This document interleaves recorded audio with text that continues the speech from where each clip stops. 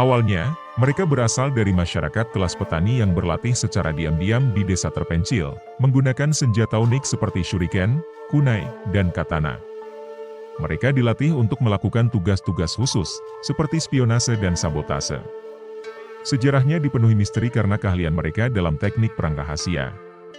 Kini, keberadaan dan keahlian mereka menginspirasi fenomena budaya pop di seluruh dunia.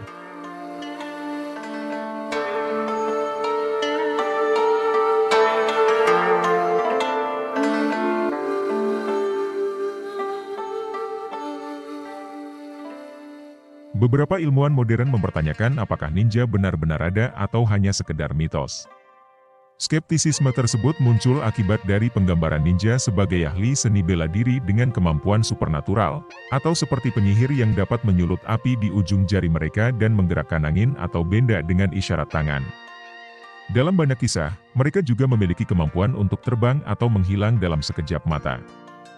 Kebanyakan ilmuwan percaya bahwa catatan sejarah ninja sering dibumbui dengan fantasi, namun tetap mempertahankan sedikit fakta.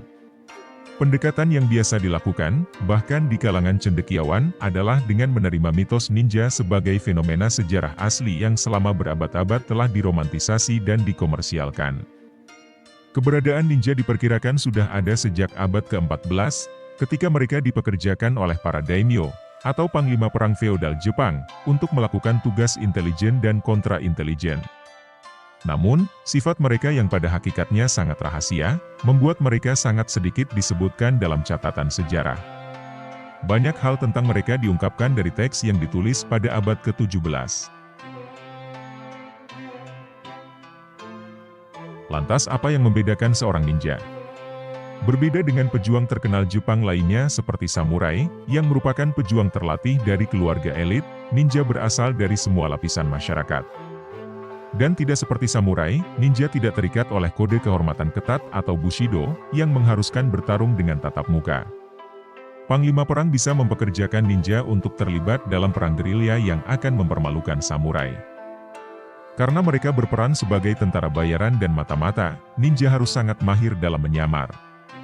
Meskipun secara populer digambarkan sebagai pembunuh terlatih, mereka lebih cenderung menggunakan keterampilan berkamuflase, mengalihkan perhatian, dan kontra-intelijen dibandingkan membunuh. Tanggung jawab utama mereka adalah mengumpulkan informasi intelijen secara rahasia bagi tuan mereka. Kata ninja tidak ada dalam teks sejarah sebelum abad ke-19. Sebaliknya, teks-teks sejarah sering menyebut para pejuang ini sebagai shinobi, yang memiliki karakter yang sama dengan ninja.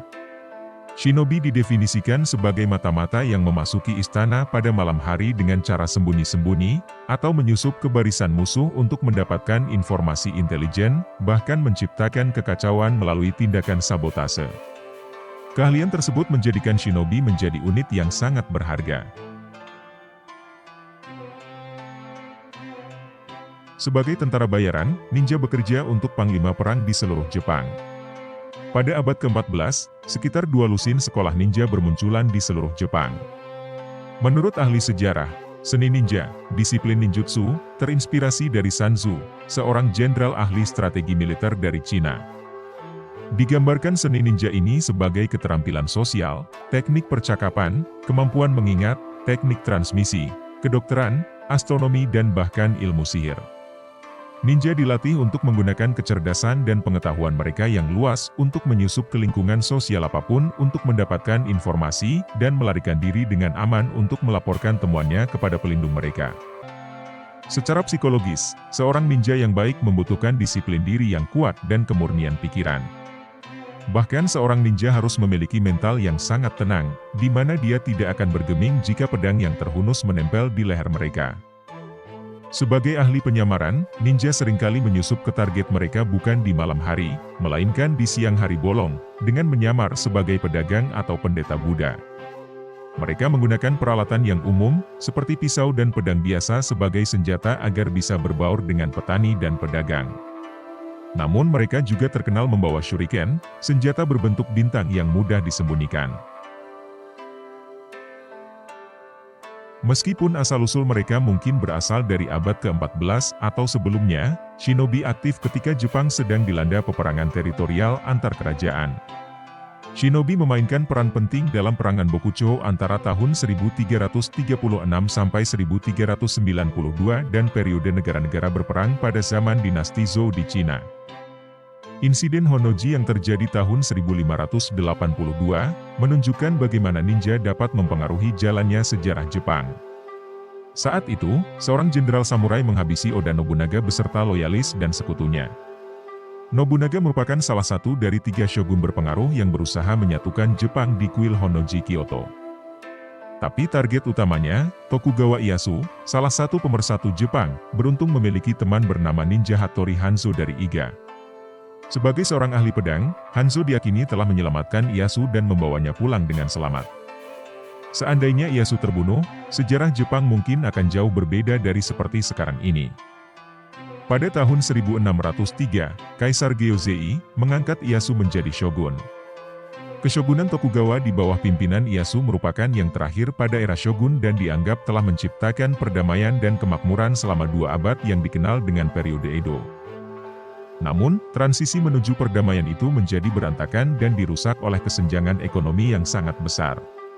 Seorang ninja, Ishikawa Goemon, kelahiran Iga, dikatakan menggunakan ninjutsu untuk mencuri emas dari orang kaya dan memberikannya kepada yang membutuhkan, terutama bagi para petani miskin.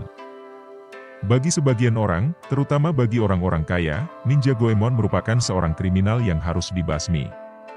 Namun, pihak Dewa Ninja Jepang dan para petani miskin yang dibantunya menganggap dia sebagai seorang pahlawan. Entah nyata atau fiksi, kisah Ninja Goemon berakhir dengan tragis. Hal itu terjadi setelah dia gagal dalam usaha membunuh Toyotomi Hideyoshi, seorang panglima perang yang tangguh. Akibatnya, anak buah Hideyoshi mengeksekusi Ninja Goemon dengan sadis. Dengan kisah yang penuh warna, tidak mengherankan jika ninja menjadi ikon budaya pop Jepang.